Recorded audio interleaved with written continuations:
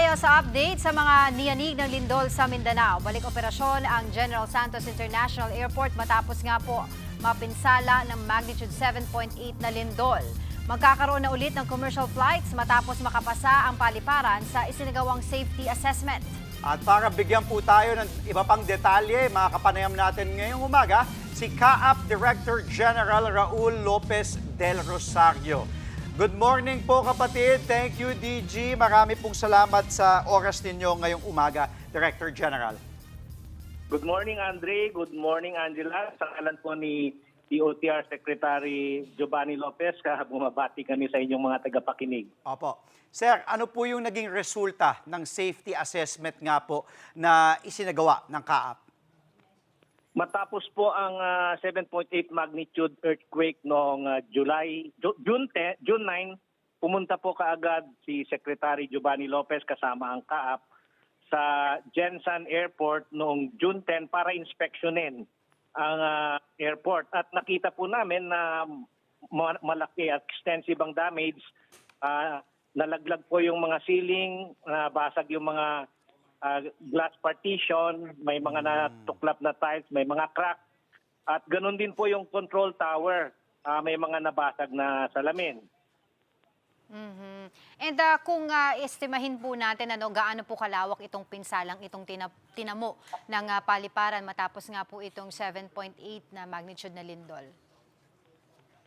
Malaki po ang naging damage, kaya nagkaroon po kami ng closure ng airport operation magmula noong June 9. Ang mga ceiling, partition glasses, tiles, yung control tower ang na-damage. Pero kahapon po, June 14, ay na-lift na yung notice to airmen at binubuksan na po natin ang airport for commercial operations. Ito pong mga nasira na ito ay na-repair naman na po, yung mga nabanggit po ninyo. Totoo po yan, naumpisahan po naming ni-repair. Pero ongoing pa po. Ang unang ginawa ng ating ng CAAP at ng DOTR ay in-inspection ang mga facilities, ang building for structural damage. At wala naman tayong nakitang damage sa structure at nagkaroon ng certification ang structural engineer. Pagkatapos ay nilinis natin ang mga debris, ang mga nahulog, mga nabasag na salamin at ni-restore ang electrical at water supply. In-inspection po natin ang ating mga escalators, baggage conveyor, at saka yung mga check-in counters. Nagkaroon po ng mga electrical problems sa ating mga check-in counters, pero nakumpuni na po ito at maayos na. Okay. Ang ongoing ay ang continuous repair ng mga na-damage. Pero sa ngayon ay nagkaroon tayo ng area for passenger processing para sa ganon ay ma-restore natin ang flight.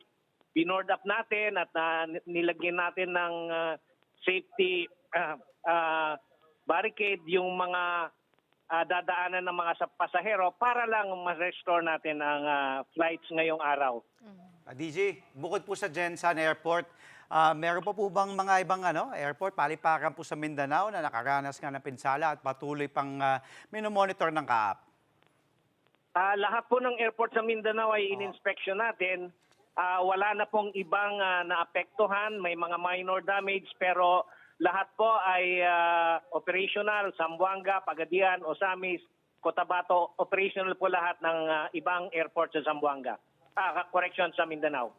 Dito po sa mga ganitong sitwasyon, may long-term na solution po ba ang CAAP pagdating po sa airport infrastructure? At syempre po para maiwasan nga po yung mga ganitong pinsala sa mga airport kapag tinatamaan po ng kalamidad. Ang mga airport naman natin ay may sinusunod na manual of standards. At ayon ito sa standard ng International Civil Aviation Organization. Kaya ang ginagawa natin ay patuloy lang nating ini-inspect ang ating mga facilities sa pamamagitan ng regular audit and inspection. at saka preparedness ng ating mga personnel at rescue units pag may mga ganitong kalamidad. At meron din tayong nakaset aside na calamity funds para mabilisang maayos ang mga masisira at maibalik agad sa commercial operations kung kinakailangan.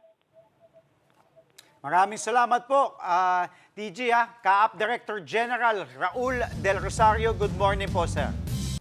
Mga kapatid, Angela Lagunsad Castro po para sa komprehensibo at makabuluhang balitaan at talakayan. Mag-follow at subscribe na sa social media pages ng News 5.